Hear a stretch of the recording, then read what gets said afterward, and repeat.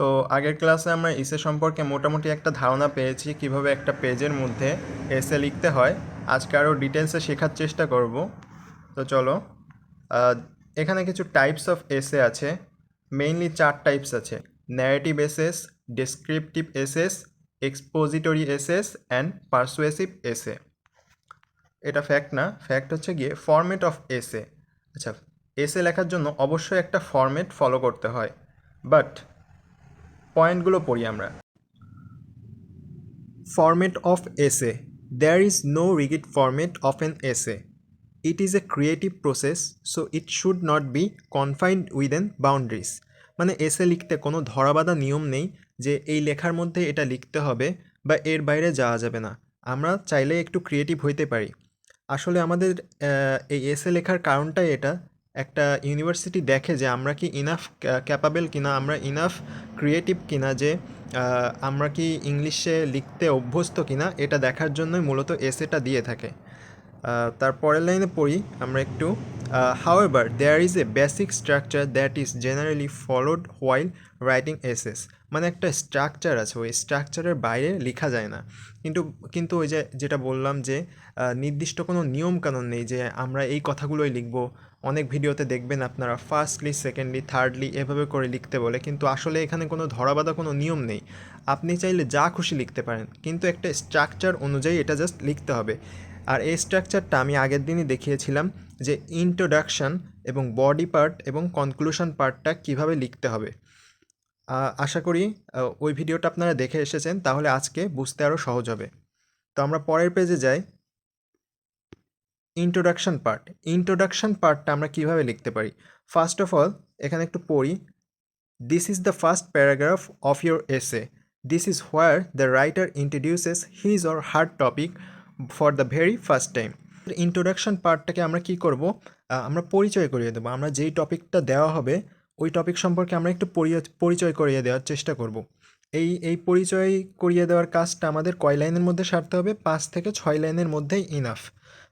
এর বেশি যাওয়ার দরকার নেই। এই 5 থেকে 6 লাইনের মধ্যে মোটামুটি আমরা চেষ্টা করব 30 থেকে 40 ওয়ার্ডের বাইরে যাতে না যায়, বা আরও কম।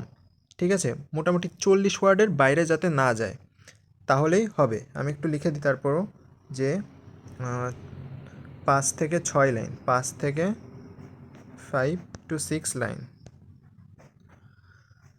আচ্ছা, তারপরে কি বলা হয়েছে? You can give a very brief outline of your essay in the introductory part. তারপরে generally it is not very long, about 5 to 6 line. এই যে আমি যেই কথাটা বলেছি, এটা 4 থেকে 6 লাইনের বেশি হওয়া যাবে না। A good introductory part, a good introductory will ensure that you hook the reader, draw and keep his attention.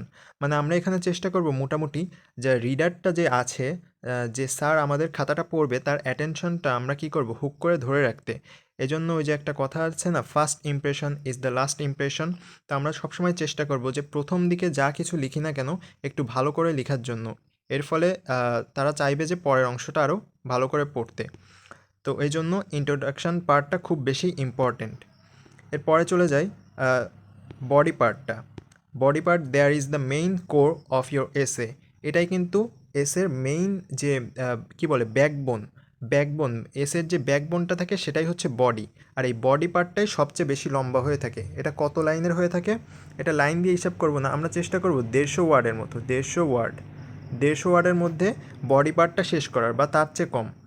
Minus করে এইখানে মাইনাস লিখে দিলাম যাতে বুঝতে সুবিধা হয়। মানে এর চেয়ে বেশি হওয়া যাবে না, 150 ওয়ার্ডের কম বা 150 ওয়ার্ডের মধ্যে এটা শেষ করতে হবে। The body is the mint of your essay, sandwich between the introduction and conclusion. মানে কনক্লুশন ইন্ট্রোডাকশনের মাঝে রাখতে হবে, ওই যে স্যান্ডউইচের মতো। ঠিক আছে, এতটা তো আমরা জানি। আর বাকি যা যা আছে একটু পড়ে নেবেন যারা একটু ভালো করে লিখতে চান। আমি আগের ভিডিওতে বলেছি যে কীভাবে লিখবেন। বডি পার্টটা মূলত আমরা যেই ইন্ট্রোডাকশনের পার্টটা লিখছি ওই পার্টটা থেকে একটু গুছিয়ে একটু অল ডিটেলসে লেখার চেষ্টা করব, এটাই মূলত বলেছে এখানে। তো যারা আরেকটু ভালো লিখতে চান, যারা একটু প্রো লেভেলে আছেন, তারা এই বডি পার্টটা এখানে কী কী লেখা আছে এগুলো আশা করি একটু পড়ে নিতে পারবেন। আমি আর এখানে কথা বাড়ালাম না, তাহলে লম্বা হয়ে যাবে ভিডিওটি। এবার লাস্টে আসি conclusion part. This is the last paragraph of an essay, of the essay. Sometimes a conclusion will just mirror the introductory paragraph, but make sure the words and composition are different. A conclusion is also a great place to sum up a story or an argument. মানে আমরা চেষ্টা করব conclusion পার্টটা আমরা এতক্ষণ ধরে যা যা কিছু বক বক করে আসলাম বডি পার্টে, ইন্ট্রোডাক্টরি পার্টে, সব কিছু এখন কি করব সাম আপ করার চেষ্টা করব, একটা সামারাইজ ওয়েতে গুছিয়ে নিয়ে আসবো এবং এটা উপসংহার আকারে শেষ করব। You can round up your essay by providing some moral wrapping by a story. হ্যাঁ, এখানে হচ্ছে গিয়ে ওই যে আমরা লিখতাম না স্টোরি রাইটিংয়ে যে খুব একটা ভালো গল্প লিখেছি, গল্প লেখার পর একটা মোরাল দিতে হয়, জাস্ট ওই টাইপের একটা মোরাল দেওয়া যায়, কিন্তু সব ক্ষেত্রে দেওয়ার দরকার নেই। কিছু কিছু ক্ষেত্রে make sure you complete your essay with the conclusion, মানে কনক্লুশন দিয়ে শেষ করার চেষ্টা করব, কনক্লুশনটা পার্টটা যাতে না বাকি যায়।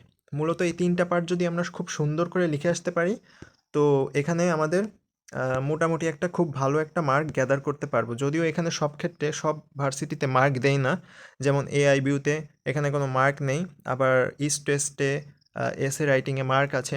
তো এটা মার্ক বা ইসের পর নির্ভর করে না, এটা আসলে দেখে যে আপনি কত ভালো ইংলিশে লিখতে পারেন, তার উপরই নির্ভর করে আপনার ভার্সিটিতে চান্স হবে কি না।